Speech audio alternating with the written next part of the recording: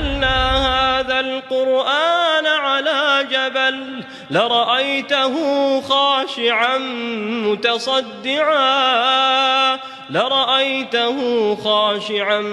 متصدعا من خشية الله وتلك الأمثال نضربها للناس لعلهم يتفكرون.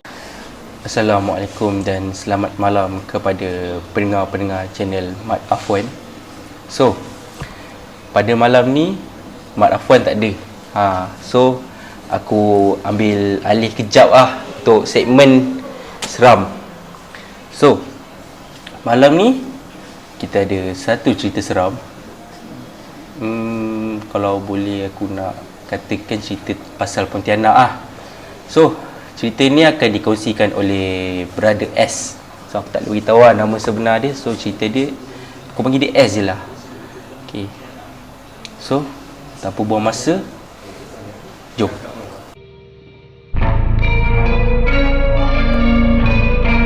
Okay. So, bersama dengan aku, Brother S. Malam. Salam. Okay. So, aku cakap tadi, Brother S akan ceritakan kisah seram dia malam ni. So,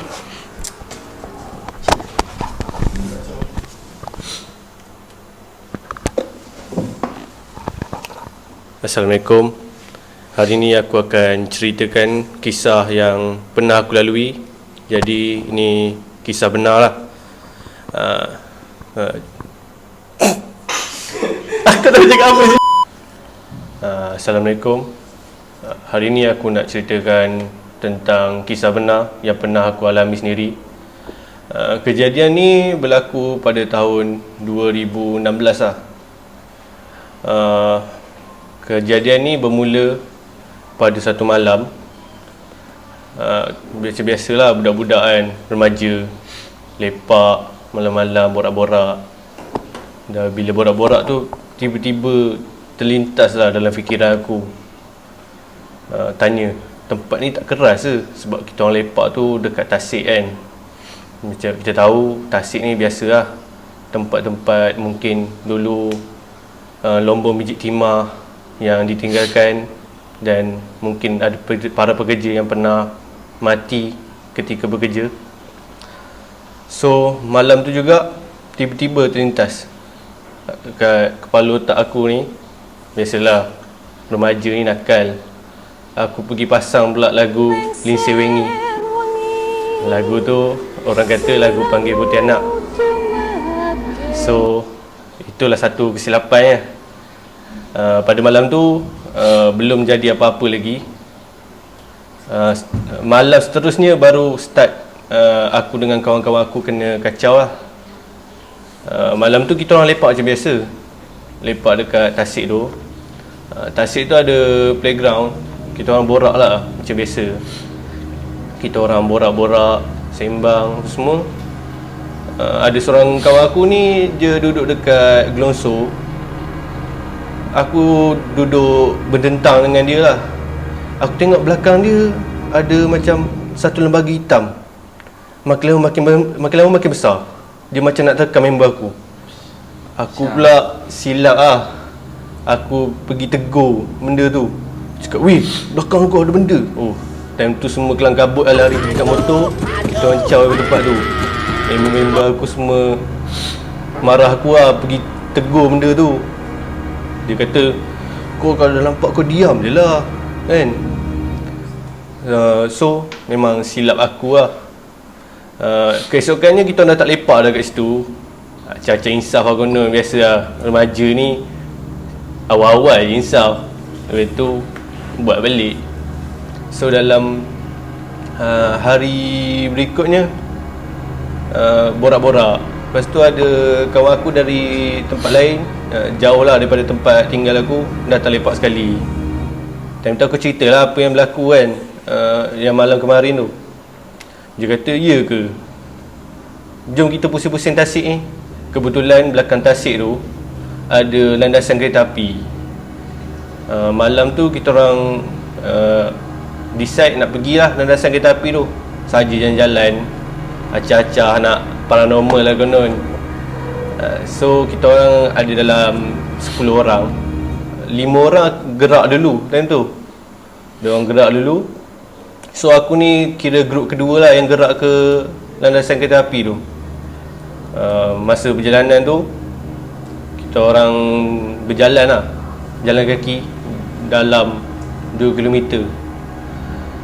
Semasa perjalanan tu kita orang macam dari 5 orang tu berpecah.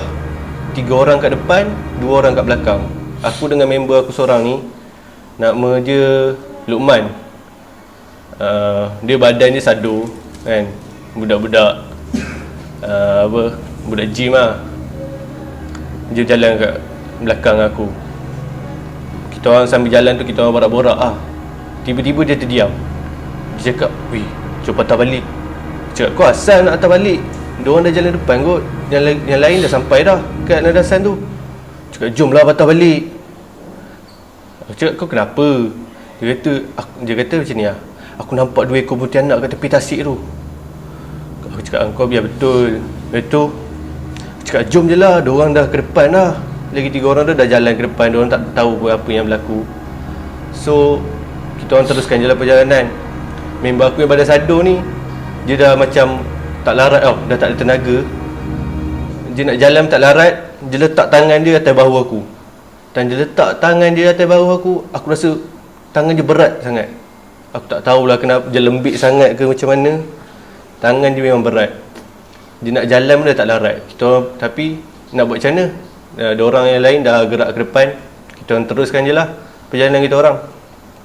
Kita orang jalan sampai dekat landasan kereta api tu.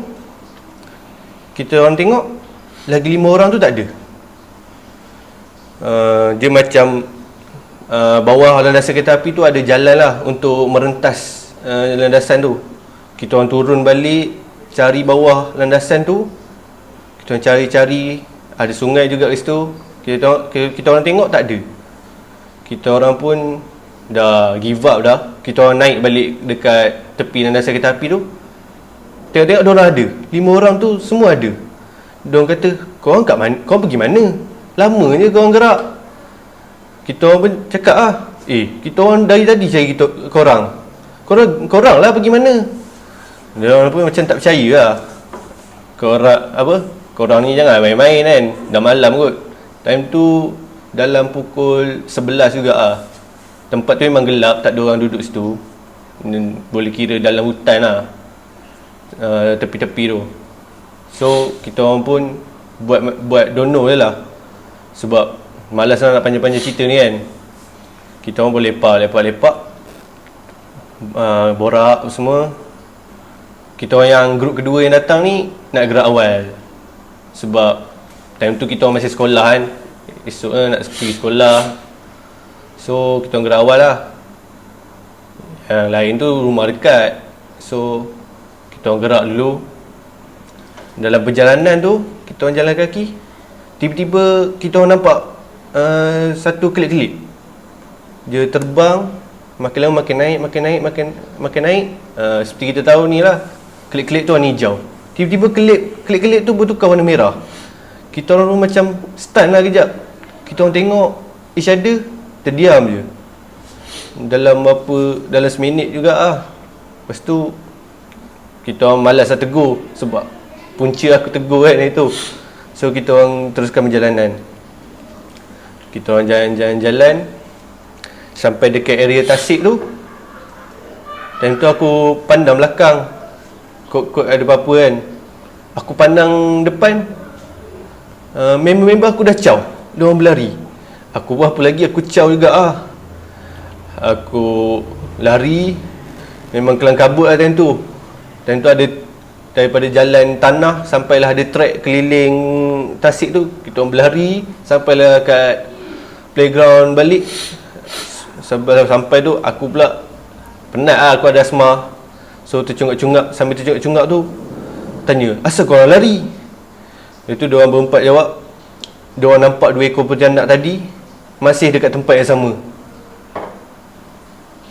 So nak dijadikan cerita, malam tu kita orang balik dalam keadaan takut lah. Macam biasa lah, dalam beberapa hari tu tak pergilah tasik tu, sebab acah-acah risau macam biasa lah macam sebelum ni. Dan kemudian kita orang datang time Khamis, hari Khamis malam Jumaat. Time tu lepak, tapi time ni kita orang tak lepak sampai dekat kawasan playground lah, yang tepi tasik tu. Kita orang just lepak dekat tempat parking. Tempat parking tu ada lampu, dekat bahagian playground tu lampu dia tak buka. So kita orang lepak-lepak, sembang-sembang. Seorang kawan aku ni nama dia Nizam. Nizam ni tiba-tiba lah kot dapat hidayah ke apa-apa, tiba-tiba ajak kita orang baca Yasin. Dia cakap macam ni lah, daripada kita borak kosong malam-malam Jumaat ni, baik kita baca Yasin.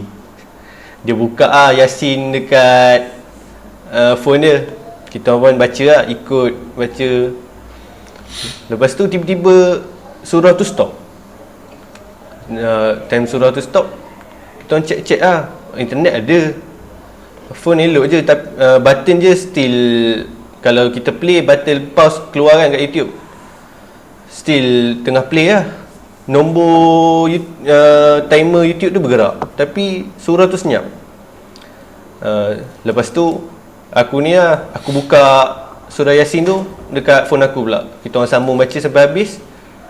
Tiba-tiba member aku yang Nizam ni, dia cakap, "Weh, jom ambil angin." Aku rasa panas lah. Kita orang pun gerak lah daripada tempat tu. Kita orang pusing-pusing ambil angin. Lepas tu kita orang berhenti depan surau, tak silap aku. Dia cerita lah, sebenarnya aku nampak, dia kata lah, sebenarnya aku nampak ada pontianak dekat atas pokok tu. Sebab tu aku ajak korang gerak. Time tu memang badan dia panas lah. Sampai dia buka baju, kita orang tengok belakang badan dia ada bintik-bintik merah. Penuh lah belakang badan dia bintik-bintik merah. Malam tu juga dia balik rumah dia, dia cakap kat mak bapak dia. Lepas tu diorang gerak terus kat masjid, jumpa ustaz. Ustaz tu suruh mandi air kawah kolah masjid. Barulah badan dia tu okey lah, sejuk, tapi still ada bintik-bintik lagi. Jadi sampai situ je lah kot kisah saya. Tapi untuk dijadikan cerita, dalam beberapa bulan selepas tu, kawasan Tasik tu ada buat expo. Masa tu ada seorang pengunjung ni lah, tak mungkin je main kat kawasan pokok, tak tahulah dia kencing ke, dia buat apa ke, tiba-tiba je kena rasuk. Jadi dekat kawasan expo tu memang huru-hara lah, sebab dia kena rasuk. Dia macam meracau orang-orang yang jual kat sana, dia sepah-sepahkan barang semua. Kebetulan time tu baru lepas solat isyak. Jadi adalah orang kampung areas tu panggil Tok Imam semua, ubatkan dia lah dekat expo tu juga. Jadi time tu adalah orang yang tak percaya cerita kita orang yang pernah kena kacau dekat kawasan Tasik tu, tanya kita orang. Jadi betul lah, sebelum ni korang pernah kena kacau. Jadi tu je lah cerita aku. Pengajaran yang kita dapat dari sini, janganlah acah-acah berani nak pasang lagu-lagu Lindsay Wengi apa semua tu, sebab kita pun tak tahu iman kita kat tahap mana. Janganlah cuba memanggil atau mencabar orang. Percaya tu boleh, jangan takut sangat, jangan berani sangat. So kiranya lagi satu, jangan tegur lah kan. Jangan tegur. Nampak jangan tegur lah. Silap aku lah tegur benda tu. Dia macam mungkinlah benda tu, korang nampak aku rupanya, korang dah panggil-panggil aku, korang nak tengok aku sangat. Kalau korang ada kisah atau peristiwa yang nak diceritakan, bolehlah hantarkan cerita korang tu dekat IG saya Mat Afwan ataupun IG saudara Podol ni, apa IG? Rahsia tak boleh beritahu. Rahsia, okey, rahsia. So tak payah hantar dekat Mat Afwan saja. Kalau korang rasa cerita ni menarik, bolehlah tolong kita orang like video ni dan subscribe, share dekat kawan-kawan, dekat ahli keluarga korang, supaya kita orang ada, orang kata, semangat lah untuk buat konten-konten yang menarik lagi seterusnya. Sekian, terima kasih. Thank you. Thank you.